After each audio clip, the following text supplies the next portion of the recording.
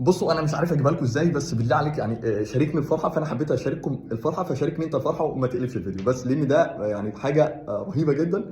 وانا مبسوط ليه؟ لان بعد حوالي سنتين الحمد لله بفضل الله تعالى يعتبر روحي رجعت لي تاني، لان كان الناس عارفه ان انا كان عندي موقع زمان اللي هو الكتاب دوت كوم، بس للاسف اتقفل وحصل ليله طويله، موضوع كده طويل يعني. الحمد لله بفضل الله تعالى بسبب الاحداث اللي بتحصل دي، فانا الحمد لله يعتبر رجعته تاني وبقى الدنيا تمام، بس باسم تاني غير اللي هو طبعا كنت برفع على حاجات مجانيه رهيبه جدا، كورسات انجليزي بالعبيط، تطبيقات كتب وظائف، اللي نفسك في اي حاجه كانت مجانا، وكنت بجيب زي ما بيقولوا الفرصه من بوق الاسد، فبفضل الله تعالى رجع تاني.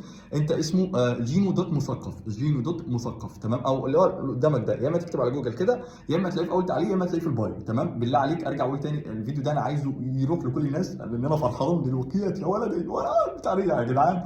وده كان حاجه كنت انا بحبها جدا، كنت بدي الناس الحاجات كتير، كنت يعني يعتبر ده الكنز بتاعي وبتاع الناس كلها. انا كنت بدي لهم كورسات رهيبه جدا بالعبيط يا ابو شهيد مجانيه، وانت دلوقتي لو دخلت فيه وخدت غطس هتلاقيني كل يوم برفع مقال ان شاء الله.